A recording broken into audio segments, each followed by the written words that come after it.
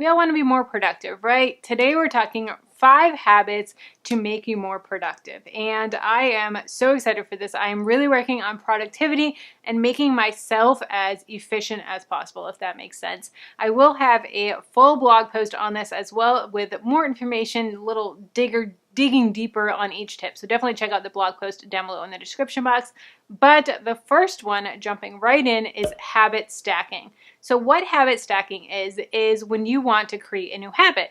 So a lot of times we're like, yeah, I want to create a new habit of doing whatever it may be, of doing exercises every day, of doing squats, push-ups, lunges, whatever it is. I want to create a new habit of doing the dishes every day or getting in the habit of clean kitchen at night, whatever it may be. And we're like, yeah, let's start a new habit.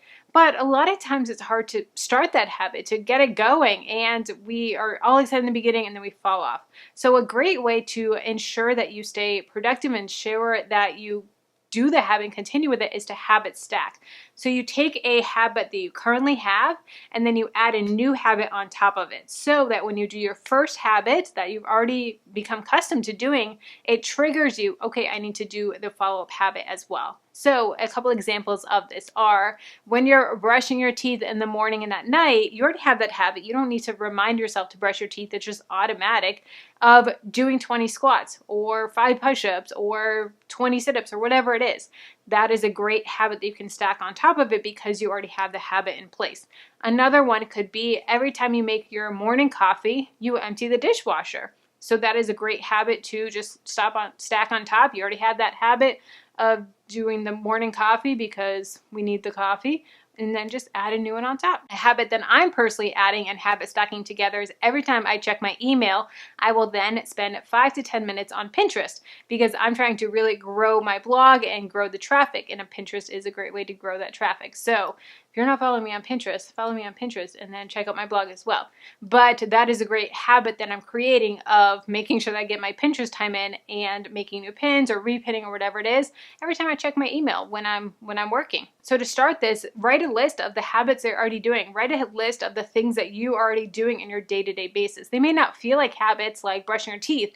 Brushing your teeth doesn't really feel like a habit, it's just something you do. So think of those things that are automatic tasks that you're doing throughout the day, and then write another list of things that you want to start doing and then figure out how you can pair them together. The next habit that I've created is brain dumping, and this has been a game changer for me and my productivity, both in my personal life, in my 9-to-5, in my business life.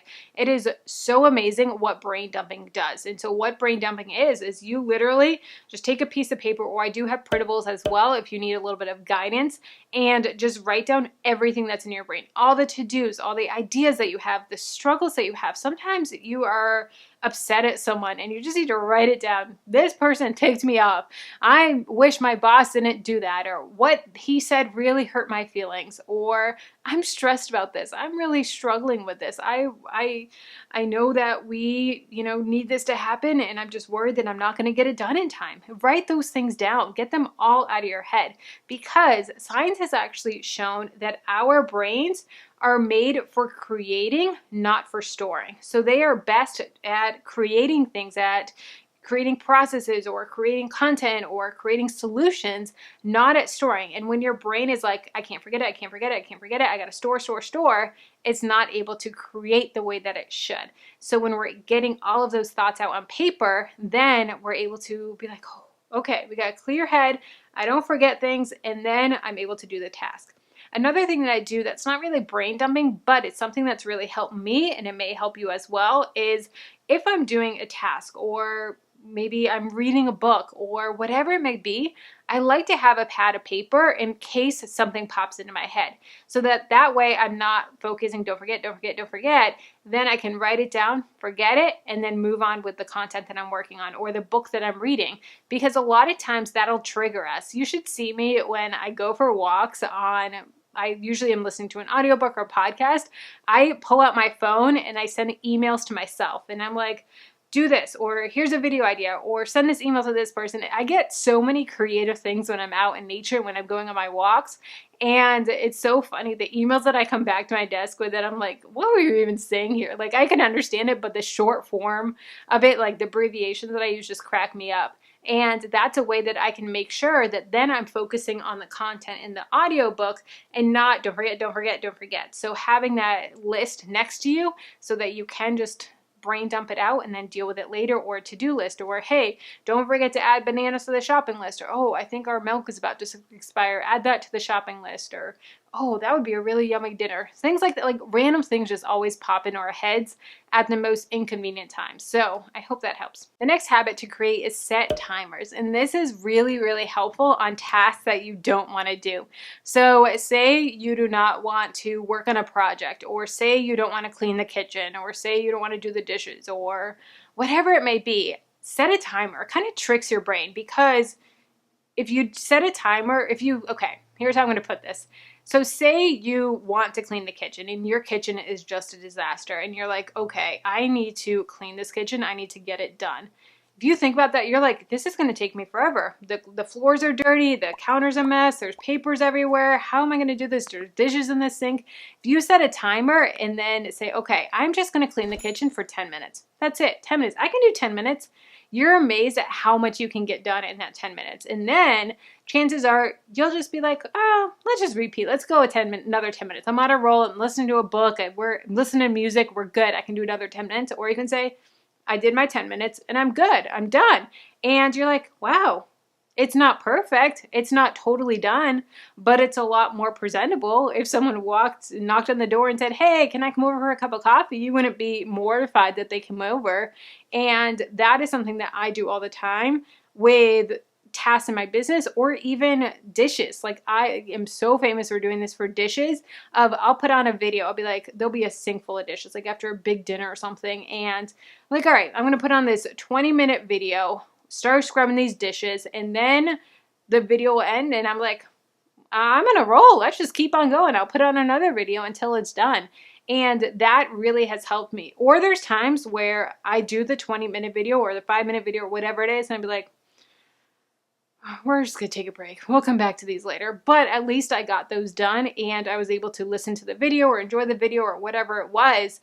And it was more enjoyable than just standing there looking out the window, washing the dishes, and being miserable. The next habit to create is to do the easy task and then eat the frog. So I learned about the term eating the frog actually at my day job. When I went to our training, they had us read this book called Eat the Frog. And basically what it was is when you have a task list to do or things that you got to get done at work, and maybe one of them is one that you are dreading. Like you got to call this angry client back.